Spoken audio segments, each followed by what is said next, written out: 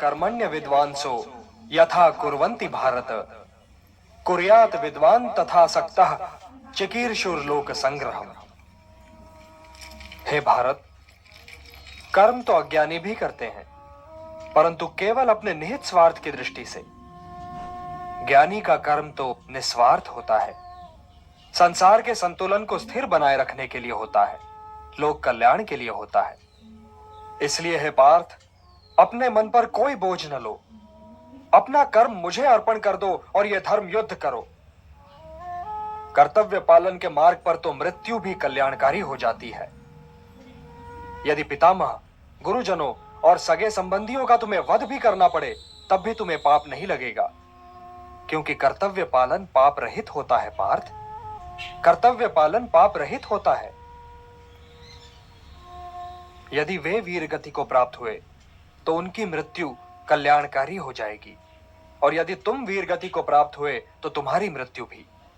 इसलिए हे पार्थ, युद्ध करो, क्योंकि धर्म का मार्ग पाप का मार्ग नहीं हो सकता। हे पार्थ, ध्यायतो विषयान् पुंसः संगस्तेषु उपजायते संगात् संजायते कामः कामात् क्रोधो विजायते।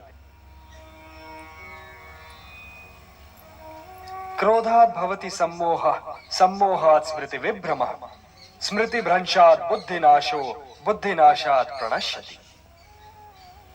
हे पार्थ, सामान्य पुरुष विषय का ध्यान करता है और विषय का ध्यान उसे आसक्त बना देता है। इस आसक्ति या लगाव से काम का जन्म होता है।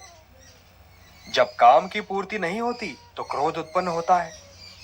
जब क्रोध उत्पन्न होता है तो विषय के प्रति मोह और बढ़ जाता है, और जब मोह और बढ़ जाता है पार्थ, तो सोचने की शक्ति भटक जाती है। जब सोचने की शक्ति भटक जाती है तो बुद्धि का नाश होता है, और जब बुद्धि का नाश होता है तो मनुष्य का सर्वनाश हो जाता है। और हे कुंती पुत्र, तुम्हारा यह मोह तुम्हें बुद्धि के विनाश की ओर ले जा रहा है। तनिक सोचो पार्थ, कि जिसके पास बुद्धि ही ना होगी उसे शांति कैसे मिल सकती है?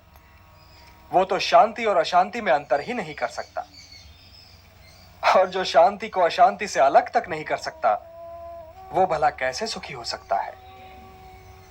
हे पार्थ, जैसे पवन के झोंके नाव को भटका देते हैं, वैसे ही कामनाएं बुद्धि को भटका देती हैं। पाप की बात निकल आई है तो ये बताइए केशव कि कभी कभी मनुष्य पाप करने के लिए इतना विवश क्यों हो जाता है?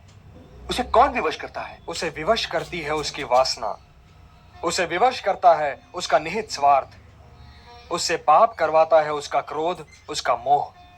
इन शत्रुओं को पहचानो पार्थ। जैसे धुआं अग्नि को ढक देता है या धूल दर्पण को